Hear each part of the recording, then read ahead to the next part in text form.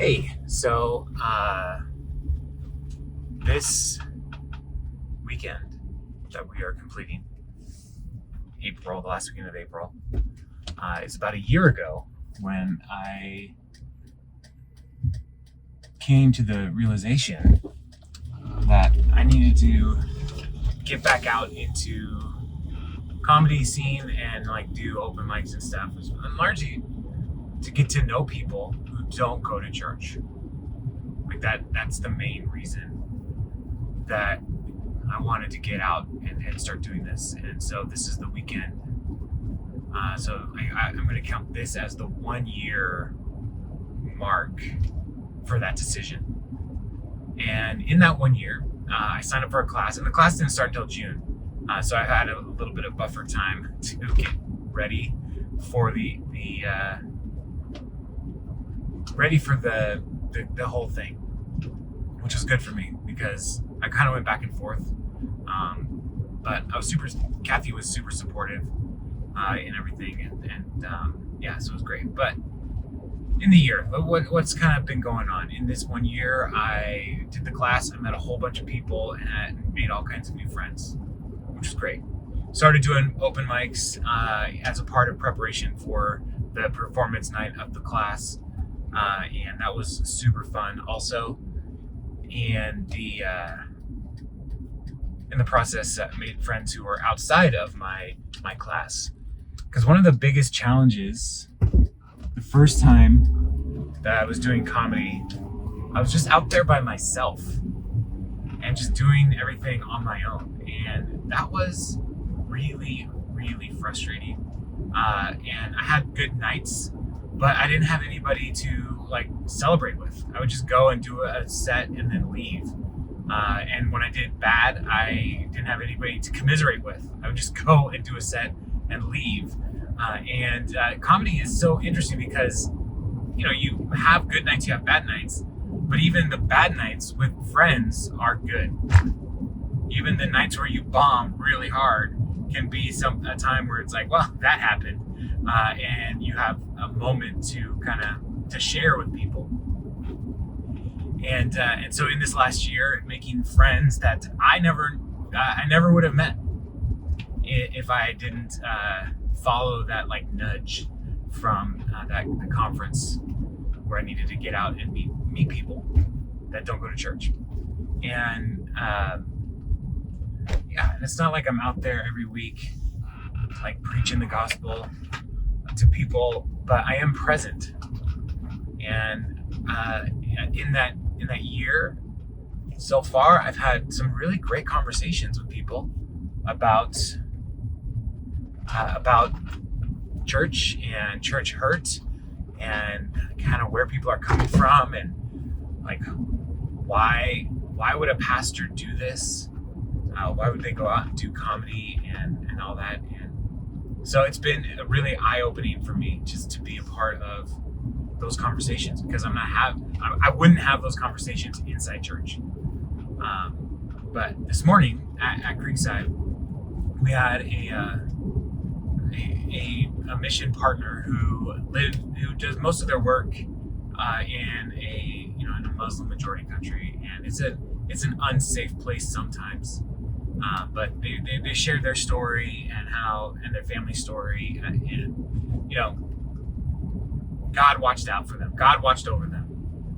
And it's been really cool to see how their faithfulness in hardship has actually led to more connection and opportunities for sharing the gospel, which has been what we all want. And so mission, if what we want to do is share hope with people and be present in people's lives and point people towards Jesus, mission takes on a lot of different forms, and it can be in serving as a missionary in another country.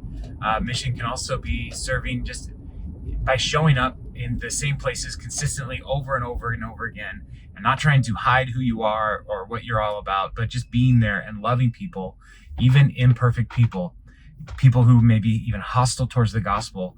Find ways to love them and just be present. And that has been one of the most helpful things for me in this last year is just going and meeting folks. And then also, there's an idea that I think a lot of Christian folks hold on to, that the world is just totally hostile to Christians. And I have not had that experience at all in any comedy club or any open mic or with talking with any comedian in the Seattle scene. No one has been hostile to me. Maybe they're hostile behind my back, I don't know.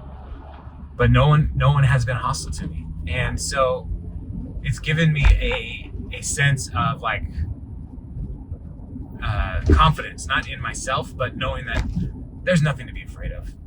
People around the world, and in all kinds of venues, they're just trying to like make it. They're just trying to find a way in life. They're just trying to find ways to find happiness and fun and play and community and all of these things. And when Christians remove themselves from those environments, we actually, I think, do a disservice to the community at large. Not just a disservice to the gospel. We do a disservice to our neighbors when we try to remove ourselves from those places. And the people who have been most confused that a pastor would go and want to do comedy are not the comedians, and not even the people at the open mics that I've been going to. The people who are most confused and most bewildered by it all are Christians who are like, how could you go there? It seems like they would just be so like against everything you stand for. And I haven't had that experience at all. But when we keep retreating away from what we're called to do, and I don't know. I just think it shows a lack of faith. So I've had some great conversations with comedians who, after a set, they're like, "Are you really a pastor?" And I respect that, man. I respect that you hold on to the faith. I respect that you are doing what you do, and yeah, it's been awesome. Also, in this last year, since my decision to get back into doing comedy, I don't want to brag, but I have made some money. I have been paid a total of $77 from a couple different shows. So I'm doing pretty good, doing just fine. Yeah, I didn't get into it for the money, but the money's nice. So yeah, I just thought it would be fun to just share a little update on my comedy journey. And I think part of why I'm thinking about it and wanted to update was because I was at the conference again this weekend. It's our annual conference for our denomination, and I just had a lot of folks asking me about it, talking to me about it, and like saying like, wow, that's really cool. And a lot of pastors that I've known for a long time who were like, we're cheering you on, we're proud of you. And I would invite them. I'd say, hey, you want to come out and do an open mic sometime? They're like, no, I can't. And it's not because they're not allowed to, but they don't want to fail. And I get that, but comedy is something that you just kind of learn how to fail in. And I was reading a book called The Comedy Book by Jesse David Fox. And I was just reading it this afternoon, and he talked about Chris Rock, who, one of the biggest comedians of all time, who willfully goes out and bombs, because in the bombing you learn where the jokes actually are. And so I don't know, maybe you're watching this and you're like, I would love to do something like that. I would love to take a risk, but I'm afraid of failing. And the only way to get better is to get comfortable with failure, to get comfortable with bombing, to get comfortable with not being good for a while. And I think that's healthy for us. And, so often we look at, and especially in the church, we look at our metrics as a sign of our success. And that could lead us down the road of thinking like, well, there's only 8 people at this open mic. This is a failure. But the open mic is not a failure if there's 8 people, because it's about you going and growing and getting better. And that's where you do it. And so if we're only looking at everything that we do as a win or a loss and not as a step in progression of growth, then we're going to fail, because we'll hit that one failure and we'll say, well, that was worthless. And we need to just get comfortable with the idea that, yeah, we might fail, and I will get better, and I will keep going, I will keep showing up, and I will be present. And that's really the only way to improve and to grow.